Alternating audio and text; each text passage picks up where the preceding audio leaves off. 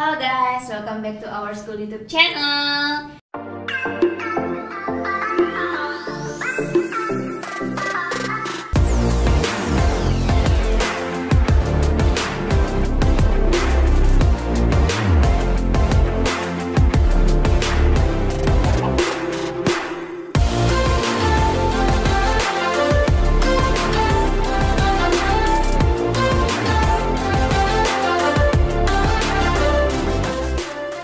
Nah, hari ini kita kembali dengan konten siraman rohani dari salah satu guru agama Hindu di SMK PGRI 4 Denpasar. Nah, kalau misalnya kalian rajin nonton konten-kontennya Formiska Channel, pasti kalian udah gak asing sama bapaknya nih. Langsung aja ya guys, kita ke Pak Bawo. Selamat siang Bapak. Selamat siang Om Terima kasih Swastiastu. Pak sudah meluangkan waktunya untuk podcast hari ini. Iya. Nah, kebetulan hari ini Meta mau ngajak Bapak untuk ngobrol tentang Hari Suci Siwaratri, Pak. Nah, kan kalau Siwaratri itu kan hanya kebanyakan orang tahu malam penembusan dosa yang biasanya identikan dengan puasa yang begitu, Pak. Nah, kalau misalnya Meta mau nanya lebih dalam lagi nih, Pak, apa sih Pak sesungguhnya Hari Suci Siwaratri itu? Ya. Baik, Bapak jelaskan mengenai Hari Suci Siwaratri. Pertama-tama mengenai Hari Suci agama Hindu perlu kita ketahui bahwa di dalam melaksanakan Hari Suci agama Hindu di Bali khususnya ada pertama berdasarkan Pawukon dan kedua berdasarkan Sasih. Yang berdasarkan Pawukon adalah berdasarkan wuku yang ada, yang biasanya jatuhnya setiap 6 bulan sekali berdasarkan wuku. Contohnya Galungan, Kuningan, Pagar Besi dan lain sebagainya. Nah, kemudian yang lagi satu adalah berdasarkan Sasih atau berdasarkan bulan, perhitungan bulan, Jesta, Sada dan lain sebagainya. Jadi kalau Siwaratri dia berdasarkan Sasih. Nah, Hari Suci Siwaratri ini jatuh dia 1 hari sebelum Tilem Kapitu. Jadi sehari menjelang Tilem Kapitu itu dilaksanakan Brata Siwaratri. Nah, masyarakat masih banyak mengatakan bahwa Siwaratri itu adalah hari raya. Sesungguhnya perlu dibedakan sedikit mengenai hari raya dan hari suci. Nah, kalau Siwaratri itu dia mengacu kepada hari suci karena tidak ada perayaan yang mewah. Karena dia itu hari atau malam renungan atau malam peleburan dosa. Nah, banyak juga masyarakat yang mengatakan bahwa Siwaratri itu adalah malam penghapusan dosa. Sesungguhnya dosa itu tidak dapat dihapus, dosa ya dosa. Jadi Siwaratri itu adalah malam atau hari peleburan dosa. Jadi dilebur dosa kita itu. Dilebur dengan cara apa? Dilebur dengan berbuat baik yang lebih dominan di dalam hidup kita. Begitu. Berarti selama ini bukan untuk menghapus dosa gitu Pak, bukan Pak ya. Jadi hanya untuk melebur saja agar kita bisa berbuat baik di kehidupan yang akan datang selanjutnya gitu. Oke Pak, dengar-dengar juga nih ada kisah di balik Hari Suci Siwaratri ini Pak. Bisa diceritakan sedikit kisahnya Pak? Ya, kalau Hari Suci Siwaratri mungkin umat Hindu khususnya di Bali sudah banyak mengetahui bahwa cerita yang berkaitan erat dengan Siwaratri itu adalah ceritanya Lubdaka. Nah, di mana Lubdaka ini adalah seorang pemburu yang tugasnya atau pekerjaannya setiap hari itu membunuh, menyiksa binatang karena dia memburu. Nah, kisahnya berawal dari kisah Lubdaka itu, di mana Lubdaka itu ketika dia berburu di tengah hutan tidak mendapatkan hewan buruan sampai menjelang sore hari dan dia tertinggal atau diam di hutan karena tidak bisa pulang, bermalam di hutan. Saat dia bermalam di hutan itulah disebut dengan malam Siwaratri atau malamnya Dewa Siwa. Karena kalau secara ilmiah 1 hari menjelang Tilem Kapitu itu dikatakan malam kita itu yang paling gelap. Maka kita melakukan renungan untuk memunculkan setitik cahaya. Makanya pada saat malam itulah Dewa Siwa diyakini melakukan yoganya. Beliau sedang beryoga. Jadi siapa yang menemani Dewa Siwa yang beryoga pada saat itu, maka dosanya akan dilebur. Seperti itu. Nah, Lubdaka itu adalah dalam cerita itu dikatakan adalah orang yang yang menemani Dewa Siwa pada saat malam Siwaratri itu, sehingga dosanya dilebur, sehingga sang Lubdaka seorang pemburu dia masuk surga. Jadi seperti itu ceritanya. Jadi kalau si Lubdaka ini untuk melebur dosanya kan dia memetik-metik daun apa tadi Pak? Daun bila. Ya. Nah, kalau misalnya kita nih Pak sebagai manusia nih, kita harus ngapain? Apakah kita harus seperti Lubdaka juga Pak, metik daun bila gitu? Banyak yang bertanya seperti itu. Kalau dulu Lubdaka pergi ke hutan untuk agar dia mendapatkan surga itu, dia berburu di hutan, memetik-metik daun bila. Apakah kita kalau ingin melakukan Siwaratri harus seperti itu? Banyak sekali pertanyaan-pertanyaan seperti itu muncul, terutama dari kalangan adik-adik ini, kalangan generasi mudanya. Nah, kalau kita katakan kita harus ke hutan, hutan sudah mulai sempit sekarang. Di Bali sudah hampir tidak ada hutan. Namanya aja hutan, tapi tidak ada pepohonan gitu. Ya, jadi namanya aja hutan, tapi sudah ramai. Ramai oleh pemukiman dan lain sebagainya. Nah, kalau simbol hutan itu adalah simbol keramaian memang ya. Apa ada di sana? Apa saja ada di sana. Karena kalau kita mengambil ke Lubdaka yang tadi, Lubdaka itu adalah simbol hawa nafsu, simbol angkara, ya, simbol nafsu Lubdaka ini, sehingga dia pergi ke hutan untuk memuaskan nafsunya sebagai seorang pemburu. Nah, zaman sekarang tidak ada hutan, tapi orang berburu ke tempat yang ramai. Ya, untuk apa? Untuk mencari buruannya. Kalau dulu Lubdaka mencari hewan buruan, kalau sekarang manusia yang dicari apa? Yang berburu harta dan tahta. Ya, harta, tahta, wanita. Ya, orang katakan begitu, harta, tahta, wanita. Laki-laki nih. Tidak hanya laki-laki, semua ini ya, agar tidak menyudutkan.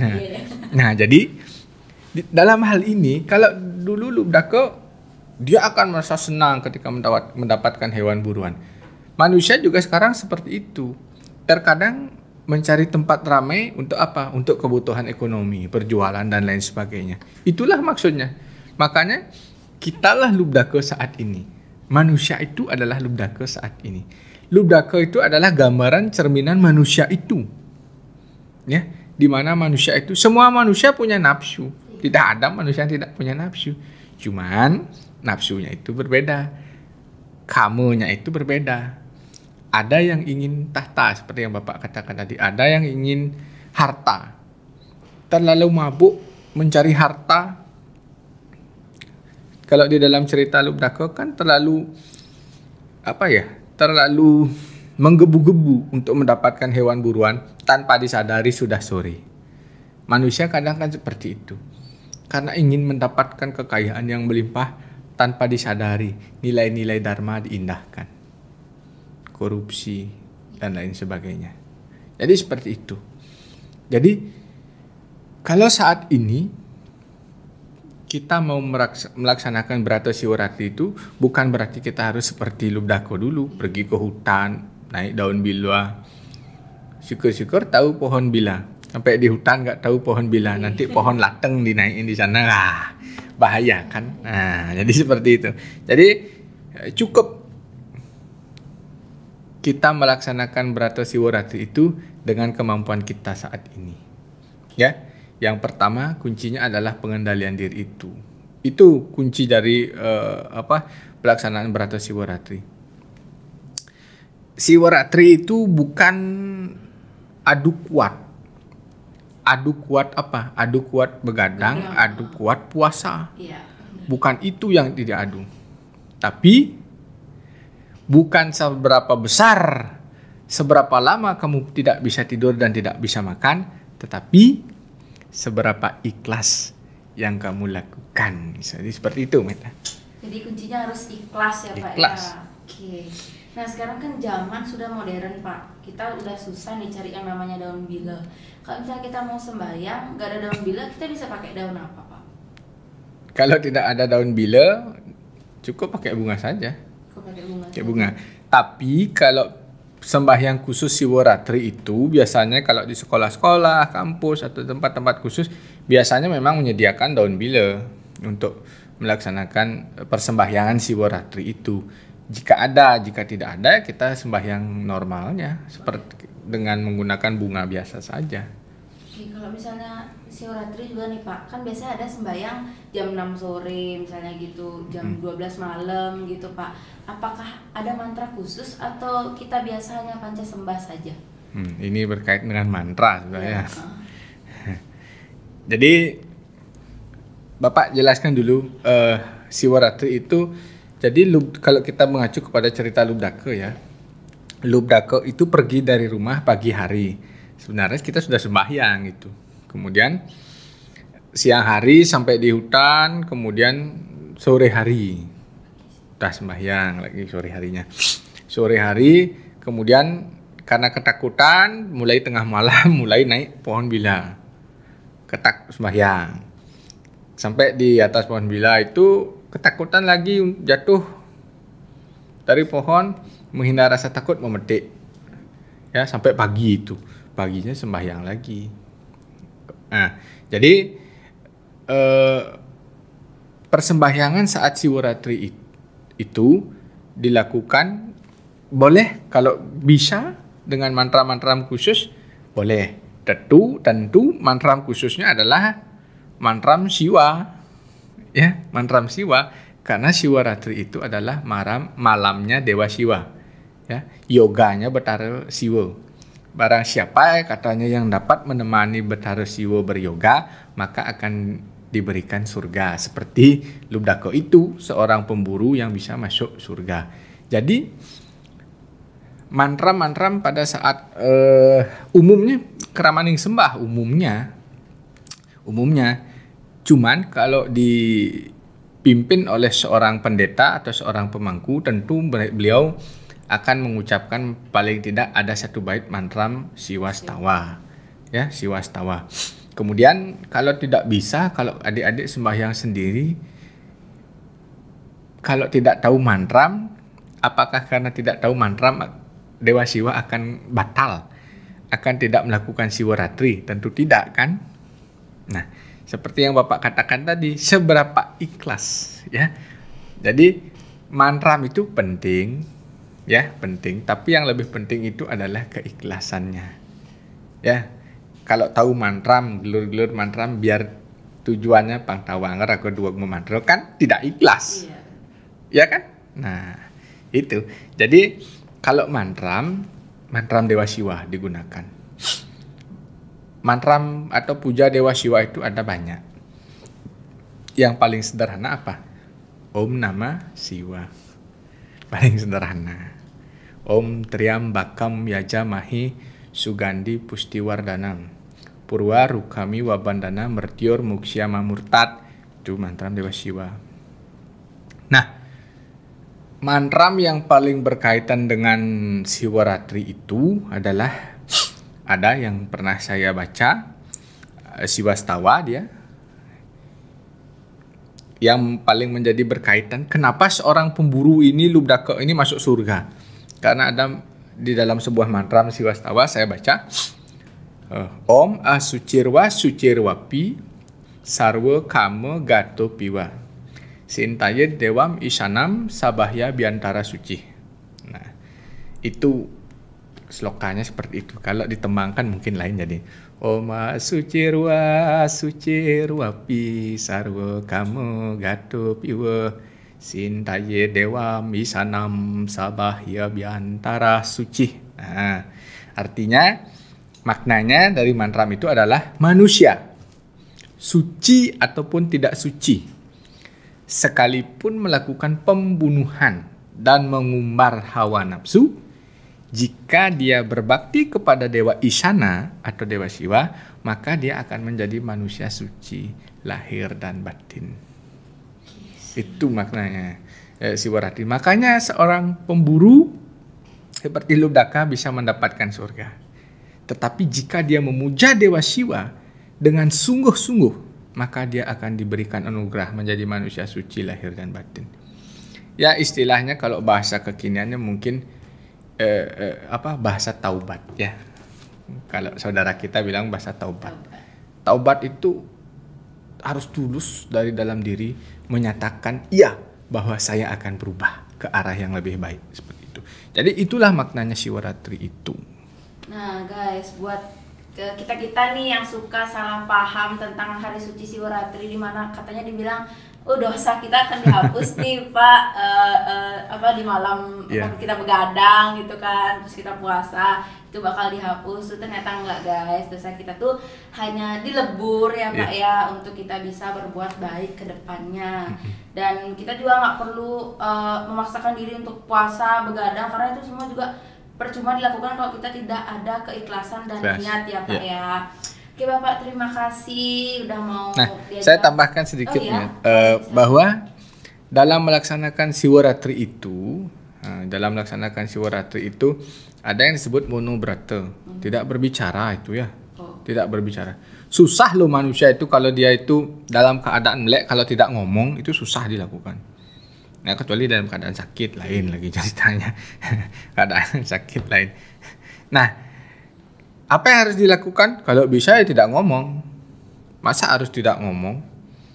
Kalau kalian sembahyang umpamanya ke Merajan, di Merajan tidak tahu tempat tirto, kan ngomong sama ibu, Bu, mana tirtonya? Bukan begitu maksudnya. Jadi monobrata itu tidak berbicara yang tidak baik, berbicara yang baik.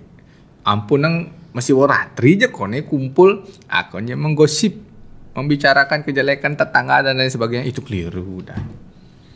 Upawasa apa? Kalau bahasa gininya puasa. Brata di Bali sebenarnya. Ya, kalau brata itu ada pengecualian. Tadi ngajeng B celeng sing tadi B siap tadi. Nah, itu brata itu. Nah, brata ini di dalam makan upawasa itu dikendalikan juga. Haruskah kita tidak makan, tidak minum? Tidak. Kalau kamu punya penyakit mah kronis, apakah harus kamu lakukan itu? Kecuali kamu akan dipanggil langsung oleh Betara Siwo nanti kalau seperti itu. Nah, maka yang harus dilakukan adalah pengendalian juga. Satu hari biasa makan 3 kali. Coba pas Siwaratri 2 kali atau 1 kali. Itu pengendalian namanya. Kemudian jagra melek. Ya. Nah, yang paling nista ini kalau bisa dilakukan ini. Melek ini. Tapi meleknya adalah dengan merenung. Tidak kalian itu begadang dengan nonton atau main HP, main game. Nah, itu tidak termasuk dia di dalam itu. Jadi itu tentang Siwaratri. Semoga adik-adik dimanapun berada dapat memahami hal ini. Jangan juga hari suci Siwaratri ini dijadikan ajang untuk berkumpul dengan teman-teman, apalagi sekarang pandemi COVID-19 ini melarang kita untuk berkumpul dulu untuk sementara. Mari lakukan brata Siwaratri itu dari rumah masing-masing.